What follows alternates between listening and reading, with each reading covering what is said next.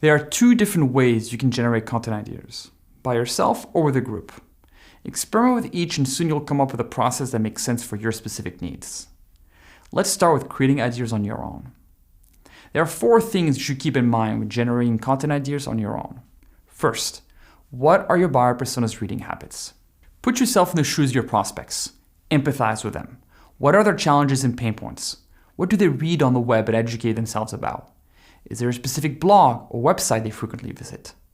If you can, try interviewing some of your best customers by phone or email to find out about their reading habits. You can even include a question on your form that explores visitors' go-to outlets.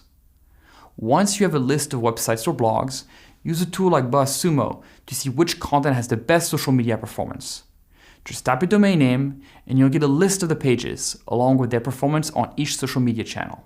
For example, let's imagine you're writing for a travel company based out of New York. Type Travel New York in BuzzSumo and check out the top results. You'll find posts about the Finger Lakes in New York being voted the best wine region in the US and the opening of the Museum of the Dog. From just a simple search, you can get a sense of the most talked about social media posts about New York travel and get plenty of topic ideas to fuel your content marketing. Alternatively, you can go to the blogs you identified directly and look at the most popular posts. If a blog offers this as an option, then you'll generally find it on the sidebar. Next, what are your competitors doing?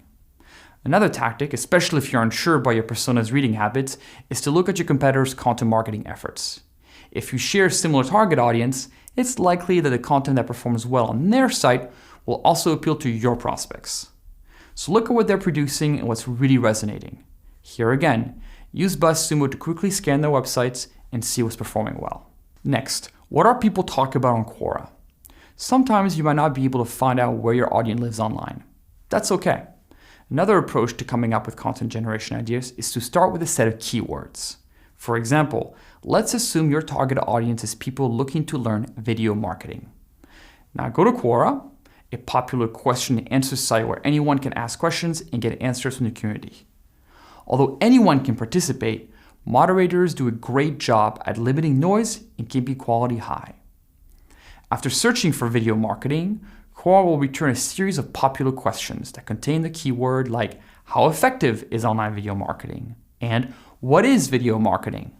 Without even looking at the answers, this tactic provides valuable insights into common challenges and questions based on this topic.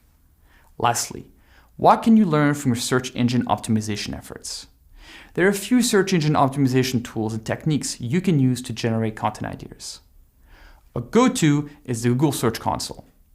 Assuming it's properly verified with your domain, you should be able to view which queries users typed into Google to find your website, as well as topics you're ranking for, even if your site's not on the first page.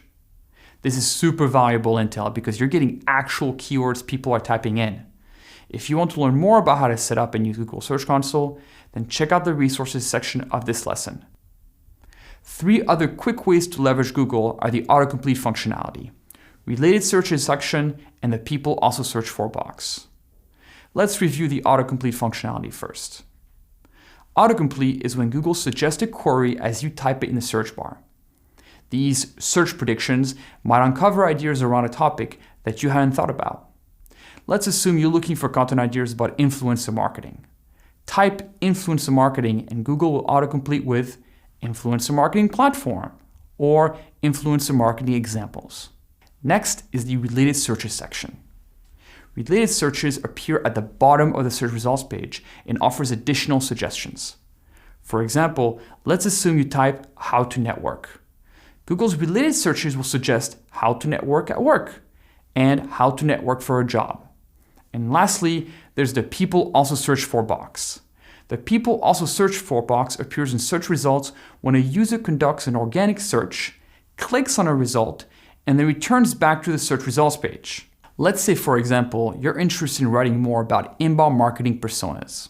So you perform a search on Google. If you want to get some ideas on alternative search queries, Google might recommend then click on listing, then click the back button.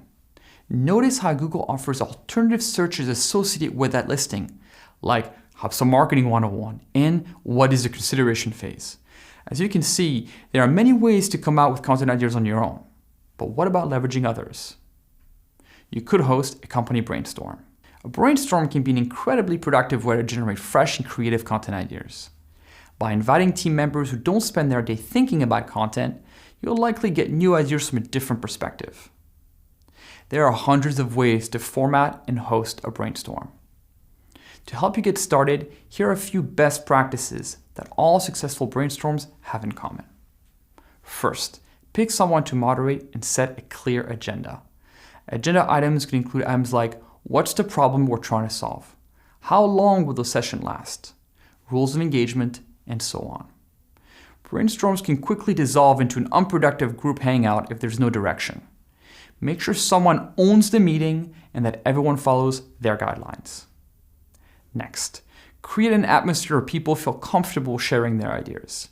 It can be uncomfortable to ask coworkers to come up with random ideas, especially those who aren't used to doing so on a regular basis. People easily get self-conscious, so use icebreakers. For example, run through a basic word association game. The first person says a word, let's say fries, then the following person mentions another association, like French or cheese, and on until either the first word is mentioned again or a certain amount of time has elapsed. It's amazing what connections people make. This is a great way to get your creative juices flowing. Next, leverage brain dumps. A brain dump is an uninterrupted period of time, typically no more than 2 to 3 minutes long, when you jot down all the ideas that come to your mind. The goal is quantity, not quality. Don't overthink your answers or wonder how good they are. Just get them on paper as quickly as possible. For example, if you're writing content for an HVAC manufacturer, you could suggest a brain dump about all the topics that come to mind when you think about home heating, ventilating, and air conditioning. Suggestions might include tips to keep your house cool during the summer, or eco-friendly ways to heat your garage. Know that this type of exercise works equally well with experts and people who don't know anything about the topic. Also, use sticky notes, whiteboards, and other visual aids to keep track of ideas. Sticky notes are especially effective, as it's easy to group them together by topic and identify trends and common themes. Try and display everyone's ideas so the process feels democratic and transparent. You want the experience to be positive so people will want to do it again in the future. You should know that constraints breed creativity. So make sure to set strict time limits, both for the length of the meeting, no longer than an hour, and the brain dumps. You can sometimes let people voice really good ideas after the time is up, but make sure there are exceptions. Finally, remember the main goal of a brainstorm is to generate new, unexpected ideas. It might not be the time to refine those ideas or critique them. So if all you get out of them is a dozen or so ideas for you to expand and improve upon, that might be enough. And there you have it. Now you have a process to help you generate content ideas. Keep these in mind as part of your content ideation process, and you'll ensure a consistent flow of ideas to fuel your content creation efforts.